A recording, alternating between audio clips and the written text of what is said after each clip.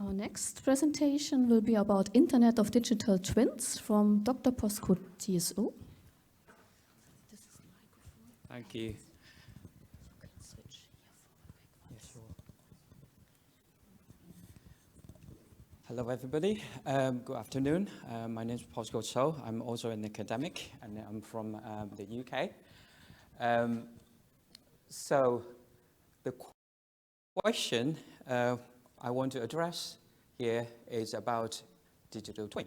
So in order to create an internet of digital twin things here, so we need to understand there's a problem in today's infrastructure.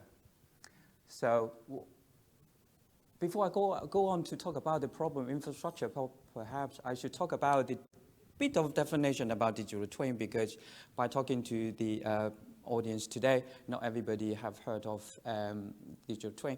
So digital twin is sort of mathematical model or AI model used to simulate the physical object, and using that model to interact with the physical object such that you can either improve the performance or you could try to predict the failure or lifetime.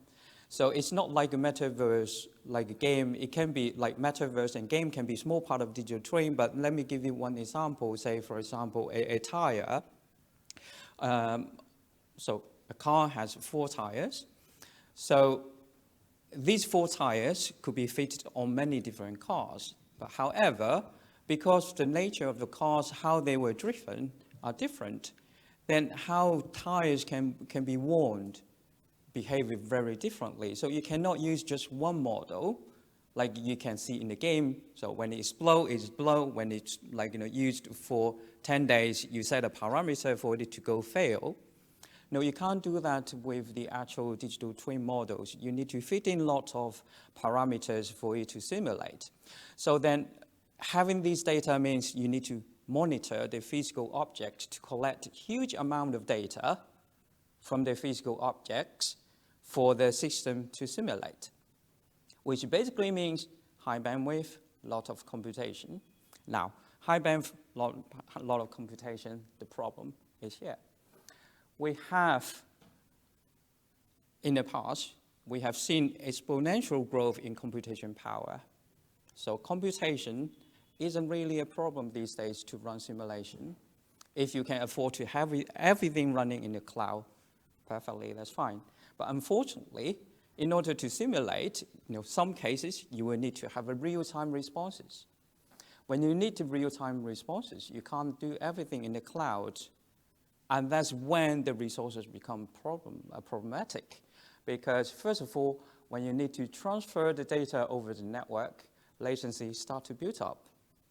Imagine if we say, okay, 5G will save the problem, 6G will solve the problem as well.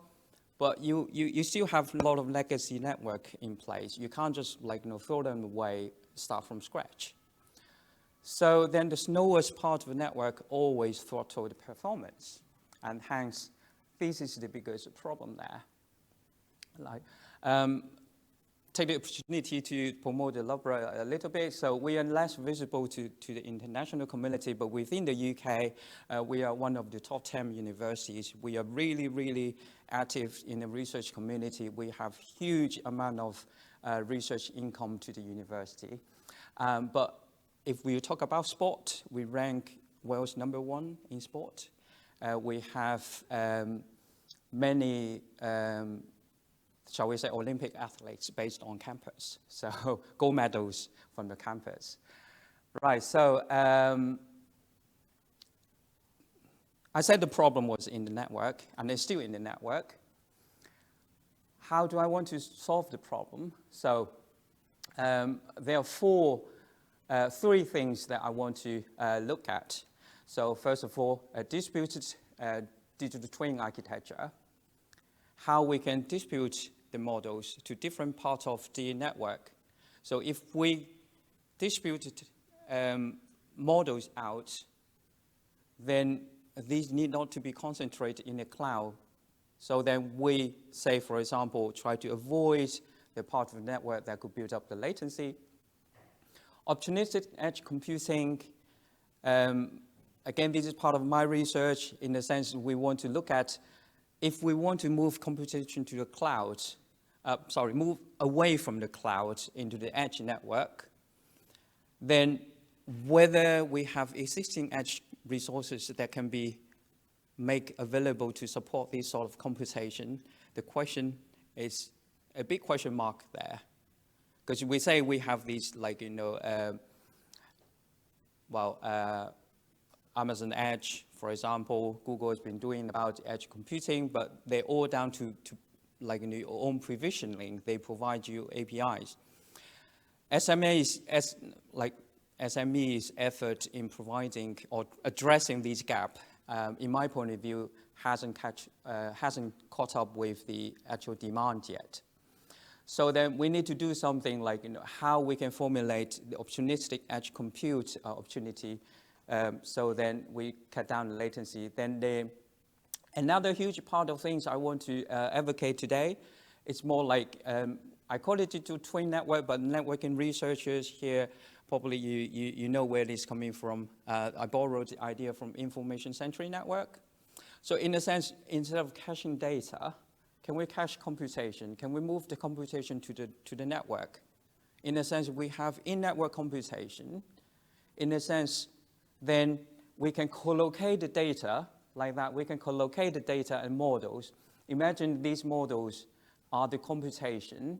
Then you need not to have them concentrated at one place. You can, plug and play all different parts of the digital twin models and execute them at different parts of the network or edge, for example.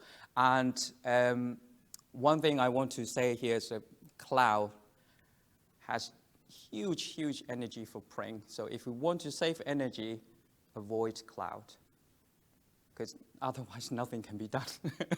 Because this morning's speaker said something already, because in the network, network itself really use very small amount of energy as opposed to the server. So cloud data center consumes 11% of world's total energy. So if we can sort of do something about that, then energy efficiency will be a lot easier. So in-network computation, edge computing will be the way to go. Thank you.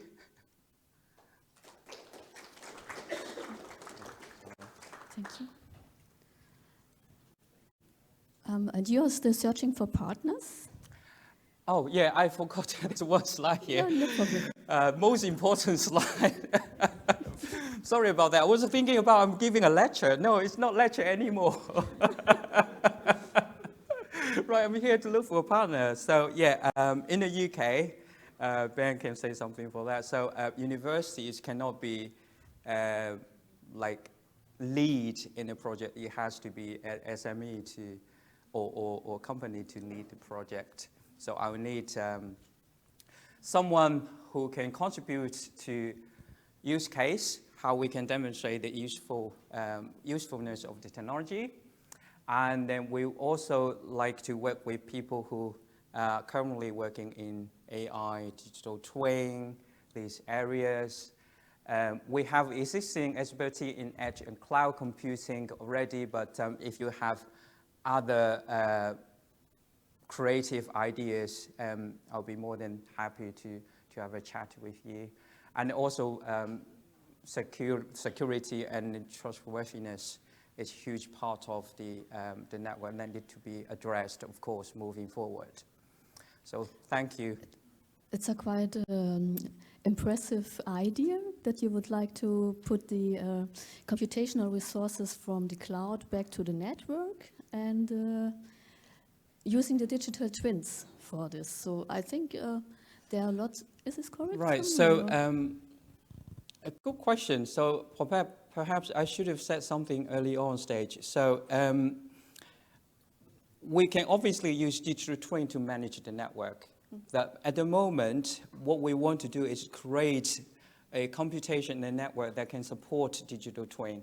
So then digital twin can be applied to many other industries. because the primary concern about digital twin these days, through my conversation with people, again, is about latency. Because when you run the simulations, you want to have a small latency. I had a conversation, people talking about, now, I have my head office in the UK, but I'm running operation in South America.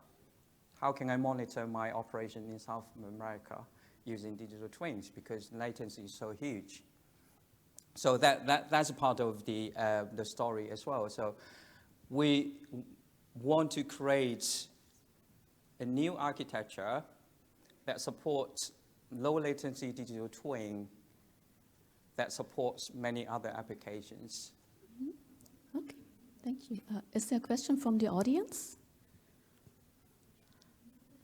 I think we will also have some other pitches that are also probably overlapping with your idea, and you could find similarities.